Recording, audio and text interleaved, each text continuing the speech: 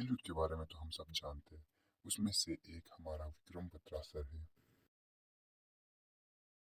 आगे में लड़ाई शुरू हो चुकी है और तुम अपना ख्याल रखना। डोंट वरी, या तो मैं कारगिल में तिरंगा लहरा कर आऊंगा या तो उसमें लिपट कर आऊंगा। कैप्टन विक्रम बत्रा का जन्म 9 सितंबर 1974 हिमाचल प्रदेश के पालमपुर जिले के एक घुघर नाम के छोटे से टाउन में हुआ था। कैप्टन विक्रम बत्रा जुड़वा भाई थे और इनके माता पिता ने इनका नाम लव और कुश रखा था। लव यानी विक्रम और कुश यानी विशाल। विक्रम अपने जुड़वा भाई विशाल से 14 मिनट पहले पैदा हुए थे। विक्रम बत्रा ने अपनी शुरुआती शिक्षा डीएवी स्कूल और उसके बाद पालमपुर के सेंट्रल स्कूल से प्राप्त की और आर्मी कंटेनमेंट में स्कूल होने की वजह से आर्मी के अनुशासन को देख और पिता से देश प्रेम की कहानियां सुनने पर विक्रम बत्रा में स्कूल के समय ही देश प्रेम जाग उठा। कैप्टन बत्रा शुरुआत से ही बहुत ही ज्यादा एक्टिव थे। उनकी हमेशा ये ही कोशिश रहती थी कि वे हर चीज में आगे रहे, फिर चाहे पढ़ाई की बात हो या स्पोर्ट्स की। और इसी वजह से वे एक बेहतरीन ऑलराउंडर थे। क्योंकि उनका स्कूल आर्मी कंटेनमेंट में था, तो इस कारण से वे स्कूल आते जाते समय वहां चलने वाली आर्मी की गतिविधियों को देखते रहते थे। सेना की कदम ताल और ड्रम बीट की आवाज को सुनकर वे अक्सर रुक जाते थे और सुना करते थे। इसके बाद उन्होंने चंडीगढ़ में डीएवी कॉलेज से साइंस में अपनी ग्रेजुएशन की पढ़ाई पूरी की और इस दौरान वे एनसीसी के सबसे बेहतरीन कैडेट भी चुने गए। विक्रम बत्रा जब ग्रेजुएशन कर रहे थे, तो इसी दौरान उनके द्वारा मर्चेंट नेवी के लिए दी गई परीक्षा का परिणाम आया और उन्होंने ये परीक्षा पास कर ली थी।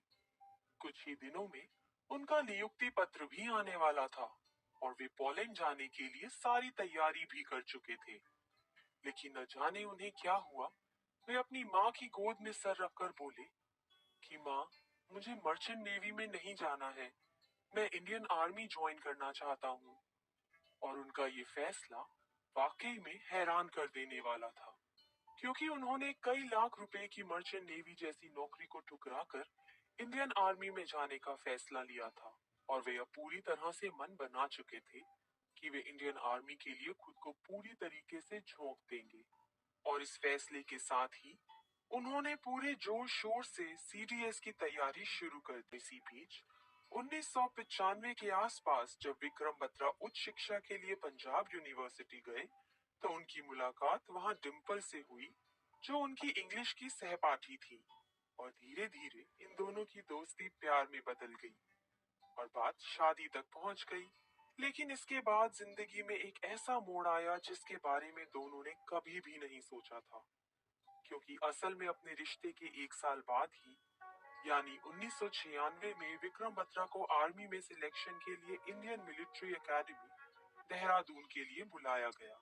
उसके बाद वे ट्रेनिंग के लिए इंडियन मिलिट्री एकेडमी चले गए। 1997 में कैप्टन विक्रम बत्रा को 13वीं जम्मू कश्मीर राइफल्स में लेफ्टिनेंट के पद पर नियुक्त किया गया। तो तभी से इस वीर बहादुर योद्धा की वीरता और निर्भीकता एक नए अध्याय की शुरुआत हो चुकी थी। कैप्टन बत्रा को महज 18 महीने की नौकरी के बाद ही 1999 में कारगिल युद्ध में जाना पड़ा था और इस दौरान वे बहुत बहादुरी से लड़े और सबसे पहले रॉकी नोक पर भारत का झंडा फहराया था। एक के बाद एक मिली सफलताओं के बाद ही उन्हें लेफ्टिनेंट से कैप्टन बनाया गया और उसके बाद आगे बढ़ते हुए उन्हें श्रीनगर लेह मार्ग के ठीक ऊपर पॉइंट 5140 को पाक सेना से मुक्त कराने की जिम्मेदारी सौंपी गई। हालांकि यह चैलेंज बिल्कुल भी आसान नहीं था, लेकिन कैप्टन बत्रा उन इंसानों में से थे जो कठिन से भी कठिन चैलेंज एक्सेप्ट करने की हिम्मत रखते थे। उसी हिम्मत के कारण कैप्टन बत्रा अपने साथियों के साथ उस चोटी पर कब्जा करने में कामयाब रहे। और जब पॉइंट 5140 पर जीत हासिल करने के बाद कैप्टन बत्रा से उनकी प्रतिक्रिया ली गई, तो उन्होंने जवाब दिया, ये दिल मांगे मोर। और बस यहीं से इन लाइनों को अलग पहचान मिल गई और ये दिल मांगे मोर का नारा देखते ही देखते पूरे कारगिल में दुश्मनों के लिए आफत बन गया। हर तरफ बस यही नारा सुनाई देता था, ये दिल मांगे मोर। और जब ये युद्ध चल रहा था, तब कैप्टन बत्रा अपने दुश्मनों के लिए एक बहुत बड़ी चुनौती बन गए थे। और ऐसे में एक कोड नाम दिया गया था, और ये कोड नाम कुछ और नहीं बल्कि उनका निक नाम शेरशाह था। फिर 20 जून 1999 को महत्वपूर्ण पॉइंट 5140 पर जीत हासिल करने के बाद पॉइंट 4875 को कब्जे में लेने का अभियान शुरू किया गया।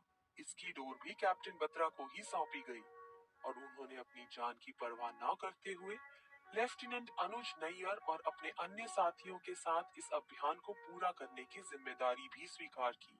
इस अभियान पर जाने से पहले कैप्टन बत्रा ने 16 जून को अपने जुड़वा भाई विशाल को द्रास सेक्टर से एक चिट्ठी भी लिखी थी, जिसमें उन्होंने लिखा था कि प्रिय कुश, माँ और पिताजी का ख्याल रखना, यहाँ कुछ भी हो सकता है। उसके बाद वे 7 जुलाई 1999 को पॉइंट 4875 पर कब्जा करने के लिए आगे बढ़े। पर एक बार युद्ध के दौरान उन्हें धमकी भी दी गई थी कि शेरशाह तुम्हारी लाश उठाने वाला कोई भी नहीं होगा।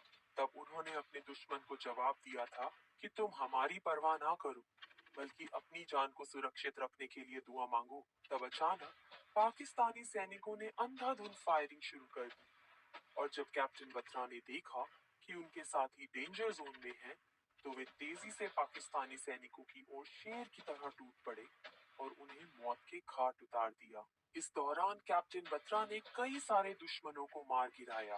ये मिशन भी लगभग पूरा हो चुका था, लेकिन इसी बीच कैप्टन बत्रा की नजर अपने जूनियर साथी लेफ्टिनेंट नवीन पर पड़ी, जो कि एक विस्फोट में बुरी तरह से जख्मी हो गया था और आगे बढ़ ही नहीं रहे थे। तभी एक छिपे हुए पाकिस्तानी सैनिक की गोली उनकी छाती पर आ लगी, लेकिन इसके बावजूद उन्होंने अपने साथी को सुरक्षित जगह पहुंचाया और बचे पाकिस्तानी सैनिकों पर टूट पड़े और अपनी आखिरी सांस लेने से पहले वे तिरंगा लहरा चुके थे। शहीद होने से पहले कैप्टन बत्रा के आखिरी शब्द थे, जय माता दी। जब 1999 में कारगिल में भारत और पाकिस्तान की सेनाओं के बीच टकराव बढ़ ही रहा था, तब उस समय लेफ्टिनेंट विक्रम बत्रा छुट्टियों में अपने घर पालमपुर आए थे और वे म्यूगल नदी के किनारे अपने एक फेवरेट कैफे में अपने दोस्तों के साथ बैठे थे। तभी उनके एक दोस्त ने उनसे कहा कि विक्रम, अब कारगिल में लड़ाई शुरू हो चुकी है और तुम अपना ख्याल रखना। तब विक्रम बत्रा ने अपने दोस्त को जवाब दिया, डोंट वरी, या तो मैं कारगिल में तिरंगा लहरा कर आऊंगा या तो उसमें लिपट कर आऊंगा। पॉइंट 4875 पर जीत हासिल करने के बाद कैप्टन विक्रम बत्रा ने अपनी इन्हीं दोनों वादों को पूरा किया। उन्होंने तिरंगा लहराया भी और तिरंगे में लिपट कर भी आए। और कारगिल युद्ध के बाद अदम्य साहस और पराक्रम कैप्टन विक्रम बत्रा को 15 अगस्त 1999 को भारत के सबसे हाईएस्ट मिलिट्री ऑनर परमवीर चक्र से